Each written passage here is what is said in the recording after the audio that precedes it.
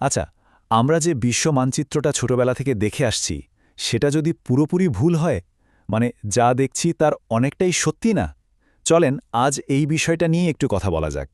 দেখুন, প্রায় সব ম্যাপেই গ্রিনল্যান্ডকে দেখতে আফ্রিকার মতোই বিশাল লাগে, তাই না?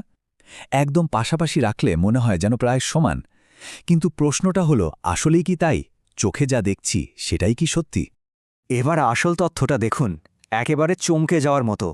গ্রিনল্যান্ডের আসল আয়তন ২১ লক্ষ বর্গ কিলোমিটার, আর আফ্রিকা, সেটার আয়তন প্রায় ৩,৩,০০,০০০ বর্গ কিলোমিটার। মানে কি বিশাল একটা পার্থক্য, ভাবা যায়? হ্যাঁ, ঠিকই শুনছেন, ১-২ গুণ নয়, পাক্কা ১৪ গুণ বড়। আফ্রিকা গ্রিনল্যান্ডের চেয়ে ১৪ গুণ বড়। এই একটা তথ্যই কিন্তু আমাদের ম্যাপ নিয়ে এতদিনের সব ধারণাকে প্রশ্নের মুখে ফেলে দেয়। আর এই যে বিশাল ফারাক, এটা কিন্তু শুধু গ্রিনল্যান্ড আর আফ্রিকার মধ্যে সীমাবদ্ধ না। আমাদের চিরচেনা ম্যাপগুলোতে এমন আরও অনেক ভুল লুকিয়ে আছে। আরও কয়েকটা উদাহরণ দেই, তাহলে ব্যাপারটা পরিষ্কার হবে। ম্যাপে ক্যানাডাকে আফ্রিকার চেয়েও বড় দেখায়, অথচ আসল সত্যিটা হলো আফ্রিকার মধ্যে অনায়াসে ৩টা কানাডা এঁটে যাবে। আবার ধরুন আইসল্যান্ডের কথা, দেখতে বাংলাদেশের চেয়ে কত বড় লাগে, কিন্তু বাংলাদেশ আসলে আইসল্যান্ডের ১.৫ গুণ বড়। আর সৌদি আরবকে যদি ম্যাপে টেনে উত্তরে নিয়ে গ্রিনল্যান্ডের উপর রাখা যেত, তাহলে পুরো গ্রিনল্যান্ডটাই ঢেকে যেত। কিন্তু প্রশ্নটা হলো, ম্যাপে এত বড় বড় ভুল থাকে কেন? এর কারণটা কিন্তু বেশ মজার, আর এটাকে বলা হয় কমলালেবুর খোসার সমস্যা। ব্যাপারটা এভাবে ভাবা যাক, ধরুন পৃথিবীটা একটা কমলালেবু। এখন আপনি যদি কমলালেবুর খোসাটা এক টুকরোতে ছাড়িয়ে একটা টেবিলের উপর সমান করে রাখতে চান, কি হবে? আপনি যতই চেষ্টা করুন, খোসাটা কোথাও না কোথাও ছিঁড়ে যাবে, কোথাও কুঁচকে যাবে, কোথাও আবার টান লেগে লম্বা হয়ে যাবে। এটাকে কি কখনো একটা নিখুঁত চারকোনা কাগজের মতো সমান করা যাবে? যাবে না। ঠিক একই সমস্যা হয় যখন গোল পৃথিবীকে একটা সমতল ম্যাপে দেখানোর চেষ্টা করা হয়। এই যে গোল জিনিসকে জোর করে সমতল বানানোর চেষ্টা, আর তার ফলে যে বিকৃতিটা হয়, মানচিত্রের ভাষায় একেই বলে প্রজেকশন। মানে এটা একটা গাণিতিক পদ্ধতি। কিন্তু সমস্যা হলো, কোনো প্রজেকশনই ১০০% নিখুঁত হতে পারে না। একটা দিক ঠিক রাখতে গেলে অন্য দিকটা ভুল হবেই। যেমন দেশের আসল সাইজ ঠিক দেখাতে গেলে তার আকৃতি বদলে যায়, আবার আকৃতি ঠিক রাখতে গেলে সাইজটা ভুল হয়ে যায়। আর এই সব প্রজেকশনের মধ্যে যেটা সবচেয়ে পরিচিত, যেটা আমরা প্রায় সব জায়গায় দেখি, সেটার নাম হলো মার্কেটার প্রজেকশন। চলুন এই বিখ্যাত আর একই সাথে ত্রুটিপূর্ণ ম্যাপটার গল্পটা একটু শোনা যাক। সময়টা ছিল ১৫৬৯ সাল। জেরার্ডাস মার্কেটার নামে একজন মানচিত্রকর এই ম্যাপটা তৈরি করেন। তবে তার উদ্দেশ্য কিন্তু ক্লাসরুমে টাঙানো ছিল না।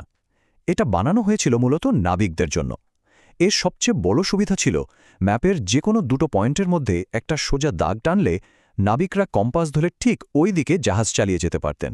কিন্তু এই সুবিধার জন্য একটা বিশাল ছাড় দিতে হয়েছিল। দিক ঠিক রাখতে গিয়ে দেশগুলোর আয়তনকে একেবারে যাচ্ছেতাই করে ফেলা হয়েছে। বিশেষ করে বিষুব রেখা থেকে যত দূরে, মানে উত্তর আর দক্ষিণ মেরুর দিকে যাওয়া যায়, দেশগুলোকে ততই বিশাল আর অতিকায় করে দেখানো হয়েছে। আর এখানেই গল্পটা মোড় নেয়, কারণ এই ম্যাপটা শুধু একটা টেকনিক্যাল ভুল ছিল না, এটা ধীরে ধীরে আমাদের পুরো পৃথিবীটাকে দেখার দৃষ্টিভঙ্গি, এমনকি ক্ষমতা রাজনীতিকেও প্রভাবিত করতে শুরু করে।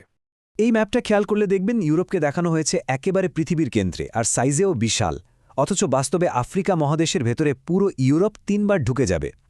একইভাবে উত্তর গোলার্ধের দেশগুলো যেমন কানাডা, রাশিয়া, গ্রিনল্যান্ড, এদেরকে তাদের আসল আকারের চেয়ে বহুগুণ বড় করে দেখানো হয়েছে।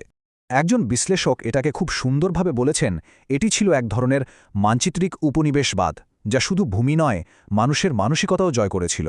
মানে এই ম্যাপটা দিয়ে শুধু জমি দখল হয়নি, মানুষের চিন্তাভাবনাকেও দখল করা হয়েছিল। ঠিক যে সময়ে ইউরোপীয় শক্তিগুলো সারা পৃথিবীতে উপনিবেশ গড়ছিল, সেই সময়ে এই ম্যাপটা জনপ্রিয় হয়। ফলে অবচেতনভাবেই মানুষের মনে একটা ধারণা জন্মাতে থাকে যে ইউরোপই পৃথিবীর কেন্দ্র, আর তারাই সবচেয়ে গুরুত্বপূর্ণ। এমনকি পৃথিবীর টাইম জোনগুলোও কিন্তু এই ইউরোপ কেন্দ্রিক ধারণা থেকেই তৈরি, যেখানে গ্রিনিচ মানে লন্ডনকে 0 ডিগ্রি ধরা হয়েছে। তাহলে এখন প্রশ্ন হলো, এর কি কোনো সমাধান নেই? আমরা কি সারা জীবন এই ভুল ম্যাপই দেখে যাব? না, আধুনিক মানচিত্র নির্মাতারা এর চেয়ে ভালো বিকল্প খুঁজে বের করার চেষ্টা করেছেন। এখন সাধারণ কাজে মার্কেটার প্রজেকশন আর তেমন ব্যবহার হয় না। এর বদলে অনেক আধুনিক প্রজেকশন এসেছে, যেমন উইঙ্কেল ট্রিপল প্রজেকশন। ন্যাশনাল জিওগ্রাফিকের মতো প্রতিষ্ঠানগুলো এখন এটাই ব্যবহার করে, কারণ এটাতে আকার আর আকৃতির বিকৃতি দুটোর মধ্যেই একটা ভারসাম্য আনার চেষ্টা করা হয়েছে। যদিও এটাও কিন্তু ১০০% নিখুঁত নয়। আর সবচেয়ে মজার তথ্যটা কি জানেন? যে কারণে এই ম্যাপটা বানানো হয়েছিল, মানে সোজা লাইনে জাহাজ চালানো, স্যাটেলাইট আসার পর দেখা গেল সেটাও আসলে সবচেয়ে ছোট রাস্তা না। যেহেতু পৃথিবী গোল, তাই দুটো জায়গার মধ্যে সবচেয়ে ছোট পথটা আসলে একটু বাঁকানো হয়, সোজা নয়। তাহলে শেষ কথা কি? পৃথিবীকে নির্ভুলভাবে দেখার সেরা উপায়টা কি? উত্তরটা খুবই সহজ। কোনো ম্যাপ নয়, একটা গ্লোব। কারণ একমাত্র গ্লোবেই পৃথিবীকে তার আসল ত্রিমাত্রিক রূপে দেখা সম্ভব, কোনো রকম বিকৃতি ছাড়া।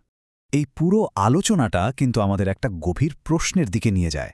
একটা সাধারণ মানচিত্র যদি আমাদের পৃথিবী সম্পর্কে ধারণাকে এতটা বদলে দিতে পারে, তাহলে ভেবে দেখুন তো, এমন আর কত প্রতিষ্ঠিত সত্য আমাদের চারপাশে আছে যা আমরা কোনো প্রশ্ন না করেই মেনে নিয়েছি।